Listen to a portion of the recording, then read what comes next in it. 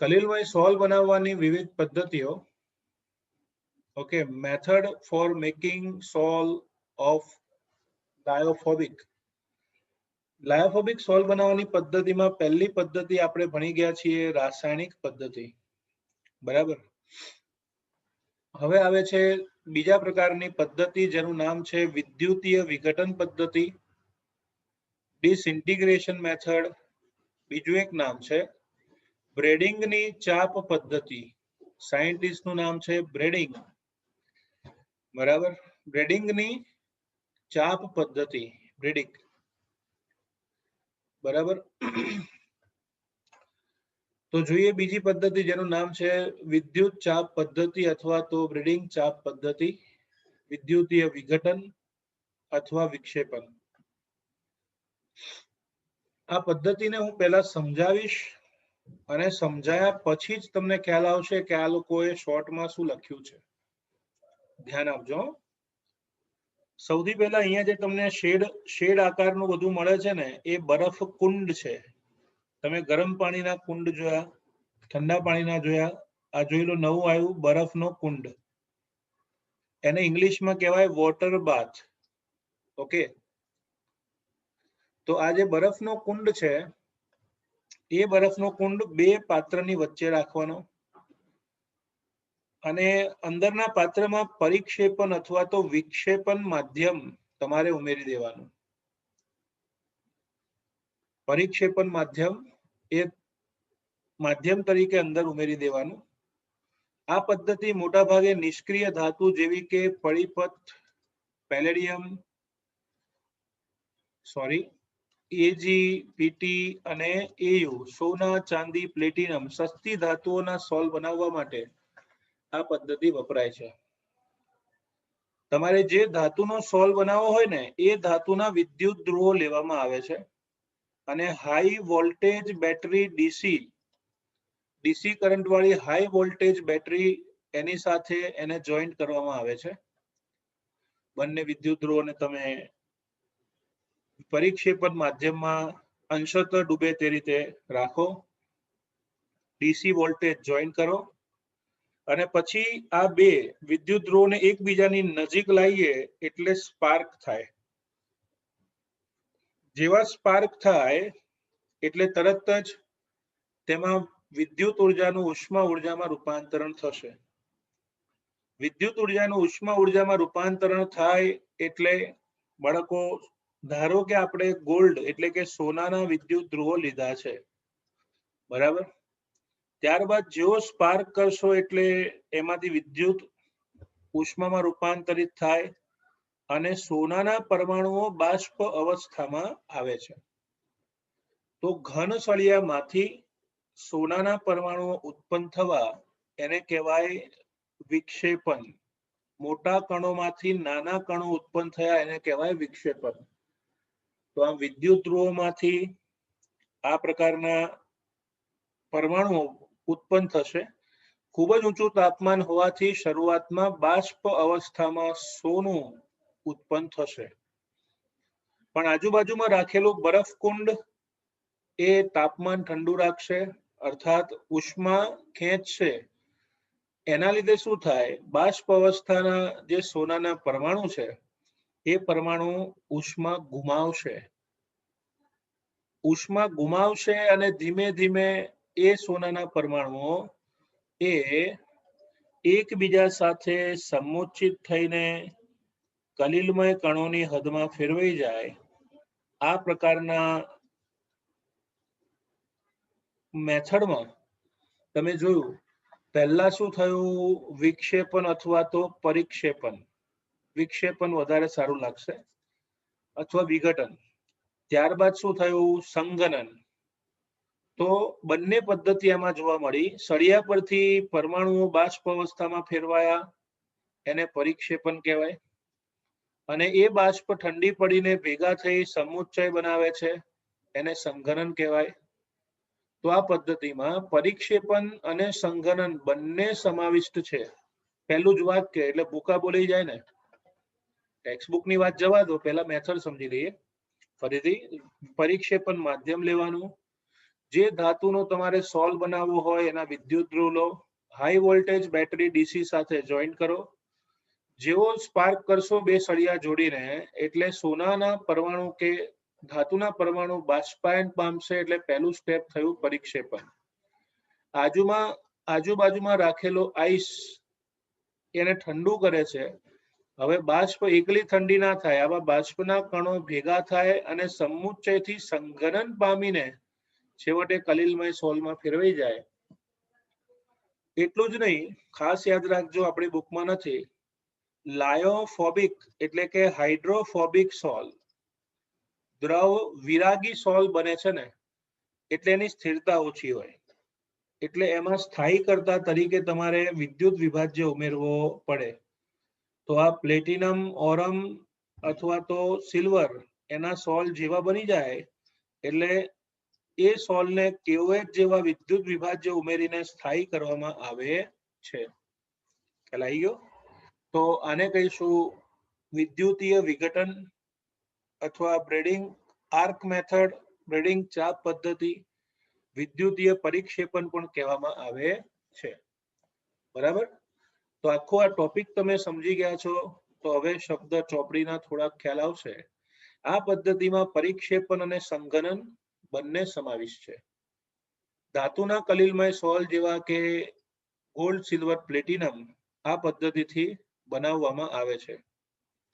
આ પદ્ધતિમાં પરિક્ષેપણ માધ્યમમાં ડુબાડેલા બે વિદ્યુત ધ્રુવો વચ્ચે વિદ્યુતીય ચાપ અથડાવવામાં આવે. ઉત્પન્ન થયેલી સખત ગરમી ધાતુનું બાષ્પાયન કરે છે, જે પછીથી કલિલ કદના કણોમાં સંઘનન થઈ અને કલિલની રચના કરે છે. તો પહેલા સ્ટેપમાં ધાતુના સળિયામાંથી બાષ્પ બની એને પરિક્ષેપણ કહેવાય. આ બાષ્પ ભેગી થઈને જોડાઈ જાય તો એને શું કહેવાય? સંઘનન. બરાબર? તો આ પહેલું વાક્ય ખ્યાલ આવી ગયું ને? પરિક્ષેપણ એટલે ધાતુનું બાષ્પમાં અને સંઘનન એટલે બાષ્પ ભેગી થઈ કલિલમય સોલમાં રૂપાંતરિત થાય છે. બરાબર? ચલો આગળ વધીએ. પેપ્ટીકરણ. તો પેપ્ટીકરણની વ્યાખ્યા હું તમને સમજાવું ને એની પહેલા તમને અમુક કન્સેપ્ટ ક્લિયર હોવા જોઈએ. બરાબર? અહીંયા હું લખું છું સાચા દ્રાવણો એકદમ નાનું કદ હોય, લેસ ધેન 1 નેનોમીટર. પછી સોલ એટલે કે કલિલમય દ્રાવણો 1 to 1000 નેનોમીટર. અને અવક્ષેપ એટલે કે પીપીટીસ અવક્ષેપ મોર ધેન 5000 નેનોમીટરની આસપાસ હોય છે. આ ત્રણેય વસ્તુ જુદી છે. બરાબર? આટલું ક્લિયર હોવું જોઈએ. અવક્ષેપનું કદ મોટું હોય. બીજી એક મસ્ત વાત એ છે કે એક બાજુ હું લખું છું કલિલ એટલે કે સોલ, વિલય, અને બીજી બાજુ અવક્ષેપ. બરાબર? કલિલમાંથી અવક્ષેપ બનાવવાની ઘટના એને આપણે સ્કંદન કીધું હતું. તમને યાદ હશે, સ્કંદન એટલે કલિલના અવક્ષેપ થઈ જવા. અને અવક્ષેપમાંથી કલિલ બનાવવા એને પેપ્ટીકરણ કહેવામાં આવે છે. પેપ્ટીકરણ. કલિલમય સોલનું સ્કંદન થવું, અવક્ષેપન થવું એટલે કે સ્કંદન, અને અવક્ષેપમાંથી કલિલમય દ્રાવણ બનાવવું એને કહેવાય પેપ્ટીકરણ. આ બંને વચ્ચેનો ભેદ જોઈએ તો કલિલનું કદ અવક્ષેપ કરતા નાનું હોય છે. કલિલનું કદ અવક્ષેપ કરતા નાનું હોય છે. બરાબર? અને બીજું, કલિલ એ વીજભારિત હોય છે, જ્યારે અવક્ષેપનું કદ કલિલ કરતા મોટું હોય અને અવક્ષેપો તટસ્થ હોય છે. તટસ્થ. બરાબર? ફરીથી, કદ નાનું, કદ મોટું, ધન કે ઋણ વીજભારિત હોય, અવક્ષેપ તટસ્થ હોય છે. બરાબર? આ બે મુદ્દા ખાસ તમારે ધ્યાનમાં રાખવાના. બીજું, કલિલ છે ને એ અવિરત ગતિમાં હોય છે, ઓલવેઝ ઇન મોશન. જ્યારે અવક્ષેપ છે ને એ તળિયે બેસીને સ્થાયી હોય છે, પાત્રના તળિયે જમા થાય અથવા સપાટી ઉપર તરતા હોય. બરાબર? ટૂંકમાં એ મોશનમાં ના હોય, એ સ્થાયી હોય છે. આટલો કન્સેપ્ટ ક્લિયર થશે તો અત્યારે પેપ્ટીકરણ અને પછી સ્કંદન બંને ખ્યાલ આવી જવાનો. બરાબર? હવે હું તમને સીધું એક એક્ઝામ્પલ આપું તો તમને તરત જ ખ્યાલ આવી જશે. ધારો કે આપણે એક પાત્ર લીધું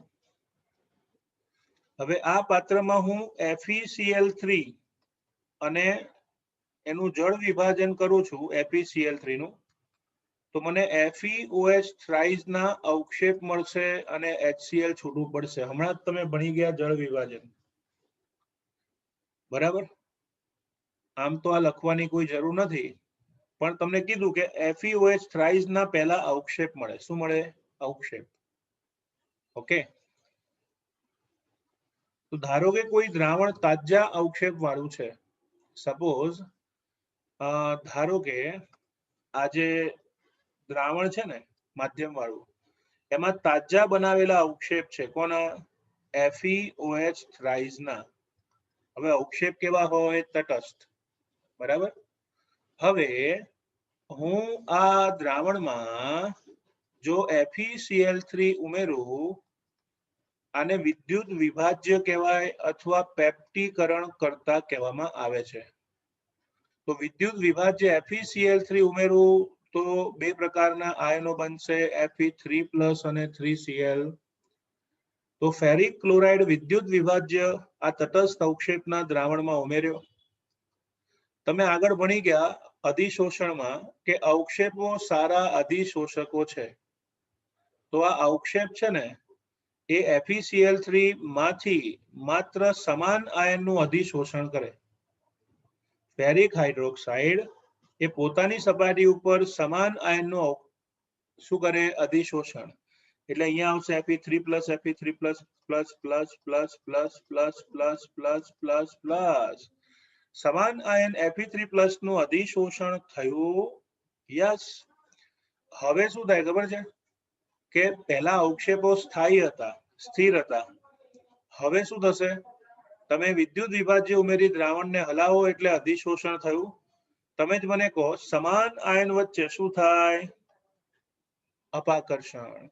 એટલે સમાન વીજભાર વચ્ચે અપાકર્ષણ થવાથી આ જે અવક્ષેપ છે એને ભાંગી નાખવું, તોડી નાખવું, ભૂક્કો કરી નાખવું. એટલે આ અવક્ષેપ વાળું દ્રાવણ એ કલિલમય કણોની હદમાં ફેરવાઈ જાય. બરાબર? નાના નાના ધન વીજભારિત કણો. ઓકે ઓકે, તો આને કહેવાય પેપ્ટીકરણ. તો અવક્ષેપમાં યોગ્ય વિદ્યુત વિભાજ્ય ઉમેરીને તેનું કલિલમય દ્રાવણમાં રૂપાંતરણ કરવું, આ ઘટનાને કહીશું પેપ્ટીકરણ. એના માટે નોલેજ જરૂરી છે. અવક્ષેપનું કદ મોટું, કલિલનું નાનું. અવક્ષેપો સારા અધિશોષક છે. અવક્ષેપ તટસ્થ, કલિલ ધન કે ઋણ વીજભારિત હોય છે. તો આ સમગ્ર ઘટનાને કહીશું આપણે પેપ્ટીકરણ. બસ આટલું સમજી ગયા? That's all. થિયરી આવડી ગઈ. બરાબર. અવક્ષેપને કલિલમાં રૂપાંતરણ કરવાનો પ્રક્રમ, જેમાં અવક્ષેપને વિદ્યુત વિભાજ્યના અલ્પ પ્રમાણની હાજરીમાં પરિક્ષેપણ માધ્યમ સાથે હલાવવામાં આવે છે. બરાબર. આ હેતુ માટે વપરાતા વિદ્યુત વિભાજનને પેપ્ટીકરણ કરતા તરીકે ઓળખીશું. આ પદ્ધતિ સામાન્ય રીતે તાજા બનાવેલા અવક્ષેપને કલિલમય સોલમાં પરિવર્તિત કરવા માટે થાય છે. બરાબર. તમને ઉદાહરણ આપ્યું એ વિચારો તો બધું ખબર પડશે. પેપ્ટીકરણ દરમિયાન અવક્ષેપ વિદ્યુત વિભાજ્યના કોઈ આયનને સપાટી પર અધિશોષિત કરે છે. તેથી અવક્ષેપ પર ધન કે ઋણ ભાર વિકાસ પામે છે અને છેવટે તે તૂટીને કલિલમય કદ જેટલા નાના કણોમાં ફેરવાય છે. આ ઘટનાને પેપ્ટીકરણ કહે છે. ઓકે, તો ખૂબ જ સરળ છે. વ્યાખ્યા લખવાની કે અવક્ષેપમાં અલ્પ પ્રમાણમાં વિદ્યુત વિભાજ્ય ઉમેરીને તેનું કલિલમાં રૂપાંતરણ કરવાની ક્રિયા, that is called પેપ્ટાઇઝેશન. જે વિદ્યુત વિભાજ્ય વપરાય તેને પેપ્ટીકરણ કરતા તરીકે ઓળખવામાં આવે છે. તો ત્રણ મેથડ આપણે જોઈ. પહેલું રાસાયણિક પદ્ધતિ, એમાં વિક્ષેપણ હતું. ઓકે. બીજી પદ્ધતિ એને કહીશું બ્રીડિંગ ચાપ પદ્ધતિ, અને ત્રીજી પદ્ધતિ એને કહેવાય છે પેપ્ટીકરણ. ચલો, એના પછીનો નેક્સ્ટ ટોપિક છે કલિલમય દ્રાવણનું શુદ્ધિકરણ. કલિલમય દ્રાવણનું શુદ્ધિકરણ એટલે શું? તમે જોયું કે આપણે દ્વિવિઘટન, ઓક્સિડેશન, રિડક્શન, જળ વિભાજન, પેપ્ટીકરણ, વિદ્યુતીય વિક્ષેપન જુદી જુદી પદ્ધતિ વડે કલિલમય દ્રાવણ બનાવીએ છીએ. આ દરેક પદ્ધતિ એના આધારે કોઈ પણ કલિલમાં ઘટક કણોની અથવા અન્ય વિદ્યુત વિભાજ્યની અશુદ્ધિ હોય છે. જો અશુદ્ધિ દૂર કરવામાં ના આવે તો કલિલ પાછો અવક્ષેપિત થઈ જાય છે. એટલા માટે કલિલને સ્થાયી કરવા માટે તેનું શુદ્ધિકરણ ખૂબ જ જરૂરી હોય છે. જ્યારે કલિલમય દ્રાવણ બનાવવામાં આવે ત્યારે તે વિદ્યુત વિભાજ્યનું વધુ પ્રમાણ ધરાવે છે તથા કેટલીક દ્રાવ્ય અશુદ્ધિઓ પણ હોય છે. કલિલમય દ્રાવણની સ્થિરતા માટે વિદ્યુત વિભાજ્યનું અલ્પ પ્રમાણ જરૂરી છે, પરંતુ વધારે પ્રમાણ સ્કંદન એટલે કે અવક્ષેપન કરી નાખે છે. એટલા માટે તેમની સાંદ્રતા ઘટાડીને યોગ્ય પ્રમાણમાં કરવામાં આવે છે. ઓકે, આ પ્રક્રમ જેનાથી અશુદ્ધિઓને નિમ્નતમ જથ્થામાં ઘટાડાય છે તેને કલિલમય દ્રાવણના શુદ્ધિકરણ તરીકે ઓળખવામાં આવે. બરાબર ને? ફરીથી કોઈ પણ કલિલને આપણે જુદી જુદી પદ્ધતિથી બનાવ્યો હોય તો એમાં વિદ્યુત વિભાજ્યની કે દ્રાવ્ય અશુદ્ધિઓ પણ હોય છે. જો એને દૂર ન કરીએ તો કલિલમય દ્રાવણ અસ્થાયી બને છે અને અવક્ષેપિત થઈ જાય, સ્કંદન થઈ જાય. આવું ન થાય એટલા માટે એમાં ઉમેરવામાં, એમાં જે મેથડ કરવામાં આવે છે ને એ મેથડને કહીશું કલિલમય દ્રાવણનું શુદ્ધિકરણ. ઓકે, એમાં પહેલું શુદ્ધિકરણ છે એને કહીશું પાર્શ્લેષણ અથવા તો ડાયાલિસિસ. બરાબર, ડાયાલિસિસની મેથડ તમે અહીંયા જોઈ શકો છો. ડાયાલિસિસ કરવા માટે ડાયાલિસિસ કરતો પડદો જે અર્ધ પારગમ્ય પડદાનો બનેલો હોય એવું એક પાત્ર બનાવવામાં આવે અથવા એવી કોથળી પણ રાખી શકાય. મેથડ એવી છે બાળકો કે ડાયાલિસિસ કરતો પડદો એ શેનો બનેલો હોય તો જનરલી એ પ્રાણીજ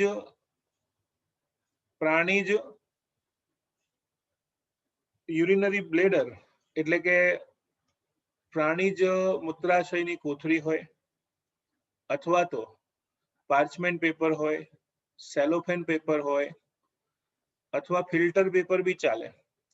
તો ડાયાલિસિસ કરતો પડદો છે ને એ અર્ધ પારગમ્ય પડદો હોય, સેમી પરમેબલ મેમ્બ્રેન. બરાબર, એમાં તમારે જે સોલનું શુદ્ધિકરણ કરવાનું હોય એ સોલને ભરી દેવાનું. બરાબર, ત્યારબાદ આ રીતે બનાવેલા સોલના ડાયાલિસિસ કરતા પડદાને વહેતા પાણીમાં એટલે કે શુદ્ધ પાણીના વિશેષ પ્રકારના ગોઠવણમાં મૂકવામાં આવે છે. તમે એક બીકર લો, એ બીકરમાં એક બાજુથી સતત નિસ્યંદિત પાણી ઉમેરી શકાય અને બીજી બાજુથી અશુદ્ધિયુક્ત સ્ફટિકાભાસી પાણી દૂર થઈ શકે એવી વ્યવસ્થા કરવામાં આવે છે. બીકરમાં છે ને બે જગ્યા હોય, એક ઇનલેટ વાલ્વ હોય અને એક આઉટલેટ વાલ્વ હોય. ઇનલેટ અને આઉટલેટ. ઇનલેટ વાલ્વ તરફથી સતત નિસ્યંદિત પાણી આવતું રહે અને આઉટલેટ વાલ્વ તરફથી સતત ડોળું પાણી બહાર નીકળતું રહેશે. આ વિશેષ પ્રકારની પદ્ધતિ આપણી બુકમાં નથી આપ્યું પણ આને સાયફન પદ્ધતિ કહેવામાં આવે છે. સાયફન પદ્ધતિ. આ સાયફન પદ્ધતિમાં સિદ્ધાંત એવો છે કે અર્ધ પારગમ્ય પડદો એ સાચા દ્રાવણના કણોને પસાર થવા દે છે પરંતુ કલિલ કણોને પસાર થવા દેતો નથી. કારણ એટલું જ છે કે કલિલ કણોનું કદ મોટું હોય એટલે પડદામાંથી પસાર થઈ શકે નહીં. પણ આની જગ્યાએ જો પાણી જેવો દ્રાવક હોય તો દ્રાવકના અણુઓ પસાર થઈ શકશે પણ કલિલ કણો પસાર થઈ શકતા નથી. અર્ધ પારગમ્ય પડદો એનું બનેલું ડાયાલિસિસ કરતું એક કોથળી અથવા તો પાત્ર, તેમાં જે સોલનું શુદ્ધિકરણ કરવું એ ઉમેરી દો. પડદો એવો છે કે જે સાચા દ્રાવણને પસાર થવા દે, કલિલમય દ્રાવણને નહીં. એક બાજુથી સતત નિસ્યંદિત પાણી ઉમેરતા રહો તો થાય શું ખબર છે? અહીંયા નિસ્યંદિત પાણી છે ને એ પડદામાંથી અંદરની તરફ જશે. વિદ્યુત વિભાજ્ય એના દ્રાવણો એને આકર્ષશે અને વિદ્યુત વિભાજ્યના આયનો સાથે બહાર નીકળી જશે.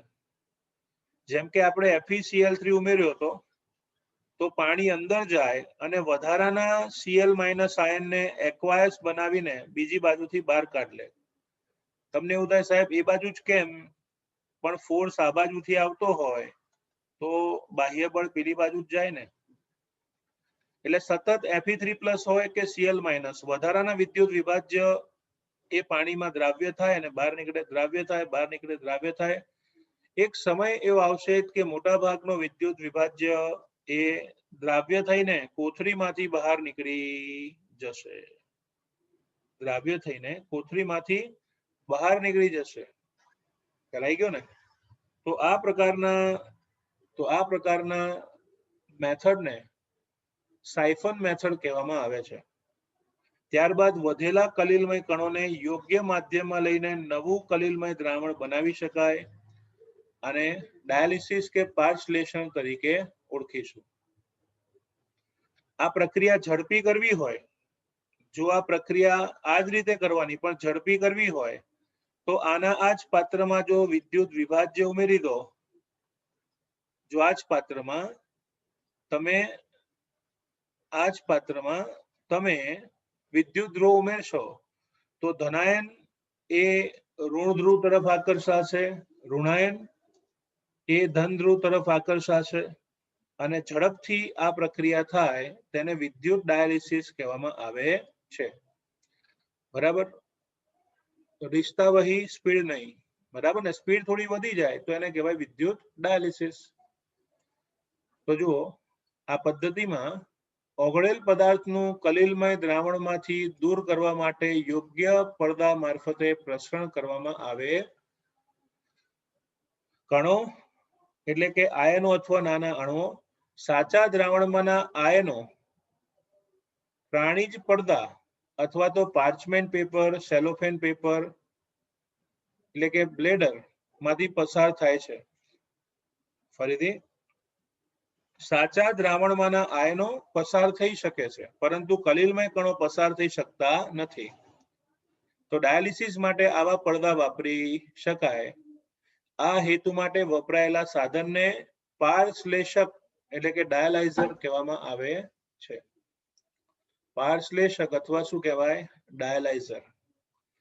યોગ્ય પડદાવાળી બેગ જેમાં કલિલમય દ્રાવણને ભરીને એક પાત્રમાં લટકાવવામાં આવે અને તેનામાંથી તાજું પાણી સતત પસાર કરો તો અણુઓ અને આયનો બહારના પાત્રમાં પડદા મારફતે પ્રસરણ પામે છે અને શુદ્ધ કલિલ બેગમાં રહી જાય છે. હવે બેગને આપણે ગુજરાતીમાં કોથળી કહીશું, પણ આને સિરપની ડબ્બી આપી છે. હકીકતમાં આની ઓરિજિનલ આકૃતિ આવી આવે, બરાબર? જે લટકાયેલી છે ને એને આવું દોરવું જોઈએ ટેક્સ્ટબુક વાળાએ, CBSE ને ધ્યાનમાં રાખીને. આવી કોથળી હોય, એમાં માત્ર છેલ્લે શું વધશે? કલિલમય કણો, જ્યારે અશુદ્ધિ વધશે નહીં. બરાબર? તો આ મેથડ એને કહીશું આપણે ડાયાલિસિસ અથવા પારશ્લેષણ. ચલો, ત્યારબાદ વિદ્યુત ડાયાલિસિસ. સામાન્ય રીતે ડાયાલિસિસ ઘણી ધીમી પ્રક્રિયા છે. જો અશુદ્ધ કલિલમય દ્રાવણમાં માત્ર વિદ્યુત વિભાજ્યની અશુદ્ધિ હોય તો તેને વિદ્યુત ક્ષેત્ર લાગુ પાડી વધુ ઝડપથી શુદ્ધ કરી શકાય છે. આવી પદ્ધતિને વિદ્યુત ડાયાલિસિસ નામથી ઓળખવામાં આવે છે. તમને કીધું એમ કે પ્રક્રિયા બહુ ધીમી છે, પણ જો માત્ર વિદ્યુત વિભાજ્યની જ અશુદ્ધિ હોય તો એનોડ કેથોડ લાગુ પાડીને વિરુદ્ધ દિશામાં આયનોને ખેંચીને તમે અશુદ્ધિ દૂર કરી શકો. કલિલમય દ્રાવણને યોગ્ય પડદાવાળી બેગમાં અંદર ભરવામાં આવે જ્યારે શુદ્ધ પાણી બહારની બાજુ રાખવામાં આવે છે. વિદ્યુત ધ્રુવોને પાત્રમાં ફિટ કરેલા હોય છે. કલિલમય દ્રાવણમાં હાજર આયનો સ્થળાંતર પામે છે. અંદર રહેલા આયનો છે ને, બહાર જો નાના નાના ડોટ્સ દેખાતા હશે, એ બહાર નીકળીને સ્થળાંતર પામે છે અને એકબીજાથી વિરુદ્ધ વિદ્યુત ધ્રુવો તરફ ખસે. બરાબર? આમાં નવું એ જ છે ઓનલી વન એ વિદ્યુત ધ્રુવોથી ઝડપી આ પ્રક્રિયા થાય એટલે એને ઇલેક્ટ્રોડાયાલિસિસ અથવા તો વિદ્યુતીય ડાયાલિસિસ પાર્સલેશન કહેવામાં આવે છે. ઓકે, ચલો ત્રીજી પદ્ધતિનું નામ છે અલ્ટ્રા ફિલ્ટ્રેશન. આકૃતિમાં જોજો, ખાલી વિદ્યુત ધ્રુવો જ નવા મૂક્યા છે, કઈ નવું છે નહીં. ચલો ત્રીજું સ્ટેપ અલ્ટ્રા ફિલ્ટ્રેશન. અલ્ટ્રા એટલે સૂક્ષ્મ, ફિલ્ટ્રેશન એટલે ગાળણ, એને સૂક્ષ્મ ગાળણ પણ કહેવામાં આવે છે. અલ્ટ્રા ફિલ્ટ્રેશન એવી પ્રક્રિયા છે જેમાં કલિલમય દ્રાવણના દ્રાવક અને દ્રાવ્યને અલગ કરવામાં આવે. આ સાધનમાં ખાસ રીતે તૈયાર કરેલા ફિલ્ટર હોય છે. બરાબર, ફરીથી કલિલમય દ્રાવણમાં બે જ વસ્તુ હોય. આ લોકોએ શબ્દ ખોટા વાપર્યા છે. દ્રાવક અને દ્રાવ્ય ન કહેવાય, પરિક્ષેપિત કલા અને પરિક્ષેપણ માધ્યમ આ બે જ ઘટકો કોઈ પણ કલિલમાં જોવા મળશે. ઓકે, પરિક્ષેપિત કલા અને પરિક્ષેપણ માધ્યમ. બરાબર, ખ્યાલ આવી ગયો? જે કલિલમય દ્રાવણ સિવાય બધા જ પદાર્થો માટે પારગમ્ય હોય છે. કલિલના બંને ઘટકોને દૂર કરવામાં આવે છે.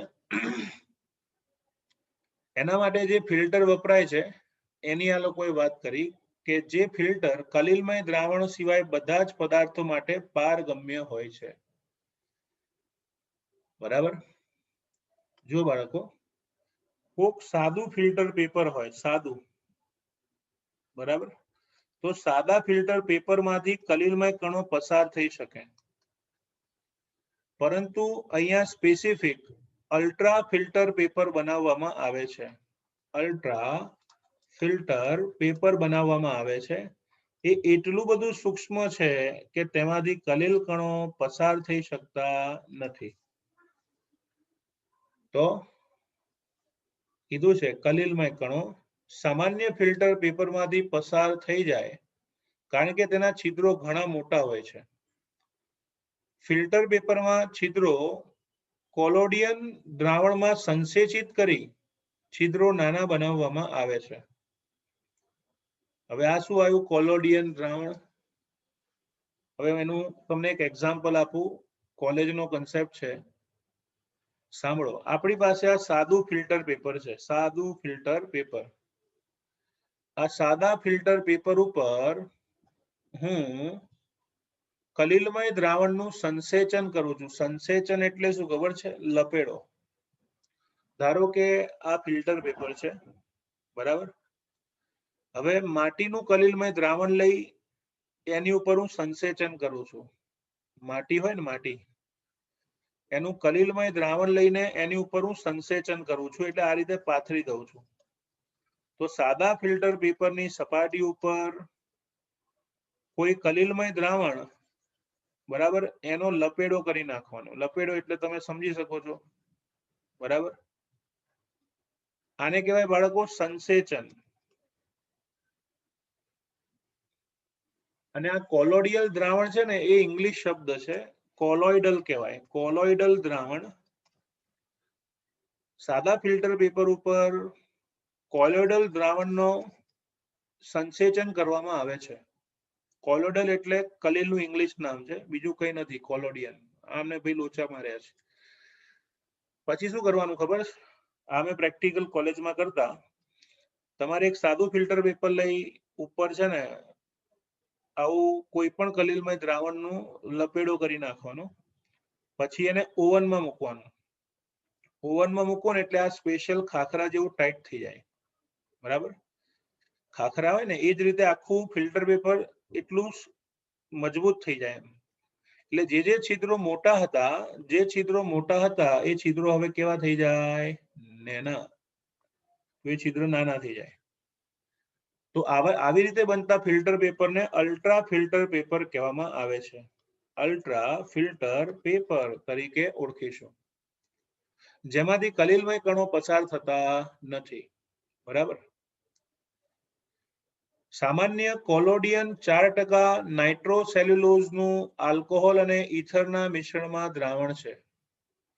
સામાન્ય કોલોડિયન એટલે કે કોઈ સાદું ફિલ્ટર પેપર હોય એની ઉપર 4% નાઇટ્રોસેલ્યુલોઝનું આલ્કોહોલ અને ઇથરનું મિશ્રણ બનાવો તો પછી સામાન્ય કોલોડિયન દ્રાવણ બનશે. કોલોડિયન એટલે કલિલમય જ થાય, કોલોઇડલ ઇંગ્લિશ વર્ડ છે, બરાબર. એનો સ્પેલિંગ હું તમને ફરી કહું, કોલોઇડલ દ્રાવણ. આ લોકો કોલોડિયલ કહે છે, ડી આગળ લઈને આઈ પાછળ લખે છે, પણ એવું નથી. ટૂંકમાં જો સાદું સામાન્ય ફિલ્ટર પેપર બનાવવું હોય કોલોડિયન, તો સામાન્ય કોલોડિયન 4% નાઇટ્રોસેલ્યુલોઝનું આલ્કોહોલ અને ઇથરના મિશ્રણમાં દ્રાવણ છે. ઓકે. અલ્ટ્રા ફિલ્ટર પેપર કોલોડિયન દ્રાવણમાં કોલોડિયલ દ્રાવણમાં ડુબાડી રાખી ફોર્માલ્ડિહાઇડથી સખત બનાવી છેવટે સૂકવીને બનાવી શકાય. અમારી કેમિસ્ટ્રીની લેબમાં માટી વાપરતા હતા અમે લોકો. આ લોકો નાઇટ્રોસેલ્યુલોઝનું 4% દ્રાવણ ઇથર અને આલ્કોહોલમાં બનાવે છે, આલ્કોહોલ અને ઇથરમાં. કોઈ બી યુઝ કરી શકાય. પછી શું લખે છે, એને ડુબાડી રાખી ફોર્માલ્ડિહાઇડથી સખત બનાવી છેવટે સૂકવવામાં આવે છે. અમે લોકો ફોર્માલ્ડિહાઇડ નતો વાપરતા, સૂકવવાની જરૂર બી નથી પડતી, કારણ કે સીધું ઓવનમાં મૂકો ને તો ખાખરું બની જાય, સખત બની જાય, અને છેવટે સૂકવી નાખો એટલે ભેજ ના રહી જાય. આમ અલ્ટ્રા ફિલ્ટર પેપરનો ઉપયોગ કરીને કલિલમય કણોને અન્ય પદાર્થોથી અલગ કરી શકાય. એટલે આ રીતનું જો ફિલ્ટર પેપર હોય ને, તો આ ફિલ્ટર પેપરની સપાટી ઉપર ધારો કે આપણે કલિલમય દ્રાવણ ઉમેર્યું તો માધ્યમ બધું નીચે જમા થશે, વિક્ષેપણ માધ્યમ નીચે જમા થાય અને કલિલ કણો છે એ સપાટી ઉપર રહી જશે. તો આખી આ જે પ્રોસેસ છે એને અલ્ટ્રા ફિલ્ટરેશન કહેવામાં આવે છે. ક્લિયર? અલ્ટ્રા ફિલ્ટર આ ખૂબ જ ધીમો પ્રક્રમ છે. પ્રક્રમને ઝડપી બનાવવા માટે ચૂષણ એટલે કે સક્શન, શક કરવું કહેવાય ને, અથવા દબાણ લાગુ પાડવામાં આવે છે. જેમ પેલા કીટલી વાળા ભાઈ સાણસી વડે ચામાંથી પ્રવાહી ચા કાઢતા હોય છે ને દબાણ કરીને, એમ અહીંયા બી પ્રેશર કરીને, સંસેચન કરીને તમે માધ્યમને દૂર કરી શકો છો. કલિલ કણો અલ્ટ્રા ફિલ્ટર પેપર પર રહી જાય છે અને તેમને તાજા પરિક્ષેપણ માધ્યમમાં હલાવવામાં આવે, ઘુમાવવામાં આવે, જેથી શુદ્ધ કલિલમય દ્રાવણ પ્રાપ્ત થાય છે. જેવા કલિલો રહી ગયા ઉપર, એ કલિલને નવા માધ્યમમાં લઈ નવું તાજું સારું શુદ્ધ કલિલમય દ્રાવણ બનાવી શકાય. ક્લિયર? તો આ છે બાળકો અલ્ટ્રા ફિલ્ટરેશન, અથવા એને આપણે બીજું એક નામ આપીશું, ગુજરાતીમાં લખ્યું છે સૂક્ષ્મ ગાળણ, એવું પણ નામ આપેલું છે, બરાબર. તો કલિલમય સોલના શુદ્ધિકરણ એમાં 3 મેથડ છે. એક પારશ્લેષણ અથવા તો ડાયાલિસિસ, બીજું વિદ્યુતીય પારશ્લેષણ કે વીજ ડાયાલિસિસ, અને છેલ્લું અલ્ટ્રા ફિલ્ટરેશન અથવા તો સૂક્ષ્મ ગાળણ. ઓકે.